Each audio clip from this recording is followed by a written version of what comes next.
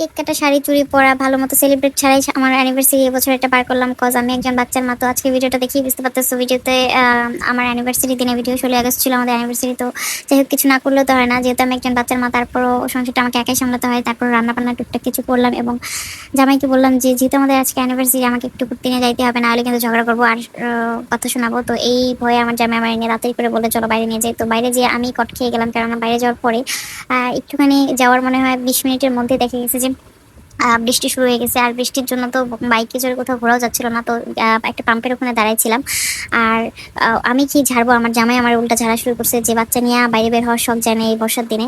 তো যাই হোক, অনেকক্ষণ প্রায় আধা ঘন্টার মতো, 40 মিনিটের মতো ওখানে বসে থাকতে হয়েছে। অ্যান্ড তারপর আমার ছেলে অনেক ক্ষুধা লেগে গিয়েছিল, অনেক কান্নাকাটি শুরু করে দিয়েছিল। অ্যান্ড তারপর কি করার, ওখানে তো খাওয়ানোর কোনো ব্যবস্থা ছিল না, যার জন্য ভাবলাম যে বাসায় যেই খাওয়াবো। বাবুকে শান্ত করার চেষ্টা এবং বাবার গালি খেয়ে আমার আসলে কিছুই বলার ছিল না, আমি চুপ হয়ে গেছিলাম। অ্যান্ড তারপর কি করার, বাবু ঘুমাই গেছিল। আর বৃষ্টিটা হালকা হালকা কমে যাওয়ার পর একটু একটু করে রাস্তা কমপ্লিট করে চলে আসলাম। আসার সময় ভাবলাম যে বাসার জন্য কেক নিয়ে যাবো, কিন্তু না, কেক পাইলাম না, দোকান বন্ধ হয়ে গেছিলো। তো পাশে ছিল ফ্রিজা, ফ্রিজে খোলা ছিল তখনও, মানে বন্ধ হওয়ার প্রায় সময়।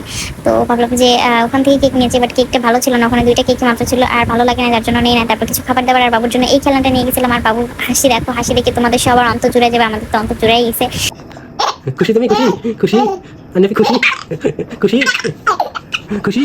আর এই হাসি দেখে বাবা বলতেছিল এই হাসি দেখে সবকিছু করা যায়, এর থেকে বেশি মূল্যবান আর কি হতে পারে। তো এই তো বাবা মার অ্যানিভার্সারি, এটা আমাদের পঞ্চম অ্যানিভার্সারি ছিল। সবাই আমাদের জন্য দোয়া করবা, দেখতে দেখতে 5 বছর কমপ্লিট।